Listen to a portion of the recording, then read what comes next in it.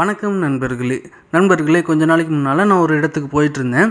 அந்த ரோடு பார்த்திங்கன்னா ஒரு ஃப்ரீயாக காலியாக இருக்கக்கூடிய ரோடு, எந்த ஒரு வண்டி வாகனமும் அதிகமாக வராது. அப்படி இருக்கக்கூடிய ரோட்டில் ஒரு சின்ன ஆக்சிடெண்ட் ஆயிருந்துச்சு. ஒருத்தர் வண்டியிலேருந்து கீழே விழுந்து அடிபட்டிருந்தார். ஃபுல்லாக கூட்டமாக இருந்தது. என்னென்னு போய் பார்க்கும்போது ஒரு நாய் குறுக்க வந்துருச்சு. அப்போ அவரால் கண்ட்ரோல் பண்ண முடியல, கீழே விழுந்துட்டார்.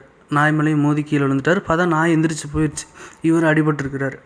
இது மாதிரி தினந்தோறும் அநேக விபத்துகள் நாயினால் ஏற்பட்டுருக்குது. இப்போது நம்ம ஒரு சில நேரங்களில் ஃபாரஸ்ட் ஏரியாவில் போகிறோம், சடனாக பாம்பு வரும், அது மாதிரிலாம் ரேராக நடக்கும். ஆனால் அந்த நாய் பார்த்திங்கன்னா எல்லா இடங்கள்லையும் இருக்கும்.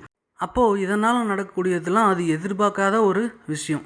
இப்போ நீங்கள் டிஸ்பிளேயில் பாருங்கள், இப்போ கூட ஒரு நாய் குறுக்க வரும் பாருங்கள். அங்கே முன்னால் லெஃப்ட் சைடு பாருங்கள், பஸ்ஸுக்கு ஆப்போசிட்டில் லெஃப்ட் சைடு ஒரு நாய் ஓரமாக நிற்கிது. சடனாக குறுக்க வருது. ஆப்போசிட்டில் பஸ் வருது, கார் வண்டி வருது, எதையுமே கண்டுக்கல. அது ஓரமாக நிற்கிது. அது ரோட்டுக்கு அந்த பக்கம் எதையோ பார்த்துருச்சு. சடனாக அது பாட்டில் நேராக வருது. வந்துட்டு நேராக கூட போகல, வந்துட்டு உடனே திரும்பி வந்த இடத்துக்கே போகுது. இப்போ ஒரு வேளை அது ஆப்போசிட்டில் போச்சுன்னா கூட நம்ம நேராக போயிடலாம்.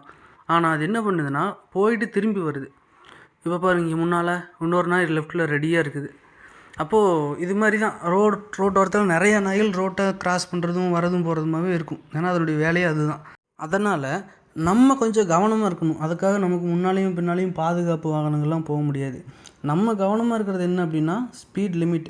அதாவது இப்போது ரோட்டோரத்தில் ஏதோ ஒரு நாயோ ஆடோ ஆட்டுக்குட்டியோ இது மாதிரி ஏதோ ஒன்று நிற்கிது, ரெடியாக ரோடை கிராஸ் பண்ணுறதுக்காக நிற்கிது அப்படின்னா நம்ம கொஞ்சம் முன்னால் இருந்து ஸ்பீடை கம்மி பண்ணிக்கணும். சடனாக பக்கத்தில் நம்ம பிரேக் போட்டோம்னா நமக்கு பின்னால் வரவங்க அதை எதிர்பார்க்க மாட்டாங்க. ஏன்னா அவங்களுக்கு அங்கே நாய் இருக்கிறது எதுவுமே தெரியாது. அப்போ நம்ம மேலே பின்னால் மோதுறதுக்கும் வாய்ப்பு இருக்குது. நீங்கள் அந்த வீடியோ கிளிப்பை மறுபடியும் நல்லா தெளிவாக பாருங்கள்.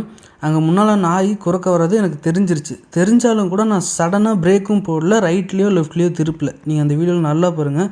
கார் ஸ்ட்ரைட்டாகவே தான் போகும், லைட்டாக ஸ்லோ மட்டும்தான் பண்ணியிருப்பேன். நீங்கள் எக்ஸ்பீரியன்ஸான டிரைவர்ஸ்லாம் நோட் பண்ணி பாருங்கள். பஸ் டிரைவர், லாரி டிரைவர்லாம் நோட் பண்ணி பார்த்தீங்கன்னா அவங்க நாய்க்காகலாம் பிரேக்லாம் போட மாட்டாங்க. ஆக்சிலரேட்டர்லேருந்து கால் எடுப்பாங்க.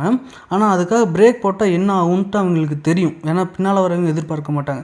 அதேமாதிரி ரைட்டில் லெஃப்ட்லாம் திருப்பவும் மாட்டாங்க. ஏன்னா அப்படி திருப்பினாலும் ஆப்போசிட்டில் வரவங்களுக்கும் அவங்களும் எதிர்பார்க்க மாட்டாங்கள்ல. அதனால் அவங்க கரெக்டாக ஸ்லோ மட்டும்தான் பண்ணுவாங்க, ஆனால் பிரேக் போட மாட்டாங்க. அதனால் நம்ம கூட அதை ஃபாலோ பண்ணுறது தான் நல்லது.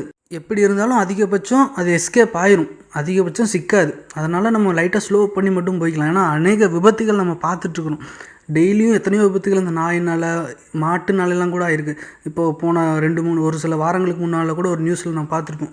நம்ம தமிழ்நாட்டில் ஒரு விஐபிஎஸ் கார்டு, முக்கியமான விஐபி போயிட்டு இருக்கிறாங்க. நடுவில் மாடு வந்துச்சு. லைனாக நிறையா கார் போயிட்டுருக்குது, எல்லாமே எஸ்யூ கார். அப்போ மாடு வந்தனால ஃபஸ்ட்டாக போன கார் பிரேக் போட்டனால பின்னால் அடுத்தடுத்து எல்லா காரும் மோதிக்கிச்சு.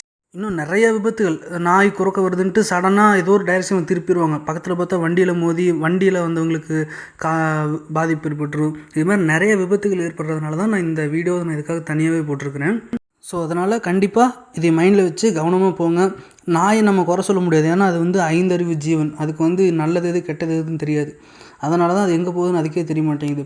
பழமொழியில் கூட நம்ம பார்க்குறோம்ல, நாய்க்கு வேலை இல்லை நிற்க நேரம் இல்லைன்ட்டு. அது மாதிரி அதுக்கு எந்த வேலை இல்லைனாலும் அதுக்கு நல்லது எது கெட்டதுன்னு தெரியாது. அதனால் அதையும் நம்ம குறை சொல்ல முடியாது. அது பாட்டில் போய் ஒரு ஆக்சிடெண்ட் ஆனாலும் அதுக்கு ஒன்றுமே தெரியாது. ஆனால் பாதிக்கப்படுறது நம்ம தான். அதனால் நம்ம கவனமாக இருக்கிறது நம்மளுடைய சேஃப்டிக்காக. வீடியோ பார்த்ததுக்கு நன்றி நண்பர்களே. உங்களுக்கு வீடியோ பிடிச்சிருந்துச்சுன்னா லைக் பண்ணுங்கள். மேலும் இது போன்ற வீடியோக்கள் பார்க்குறதுக்கு கார் ஜோன் சேனல் சப்ஸ்கிரைப் பண்ணி மறக்காமல் பெல் ஐக்கானை கிளிக் பண்ணுங்கள். அப்போ தான் நான் போடக்கூடிய வீடியோஸ் உங்களுக்கு நோட்டிஃபிகேஷன் வரும். மற்றவங்களுக்கு ஷேர் பண்ணுங்கள், யூஸ்ஃபுல்லாக இருக்கும். நன்றி.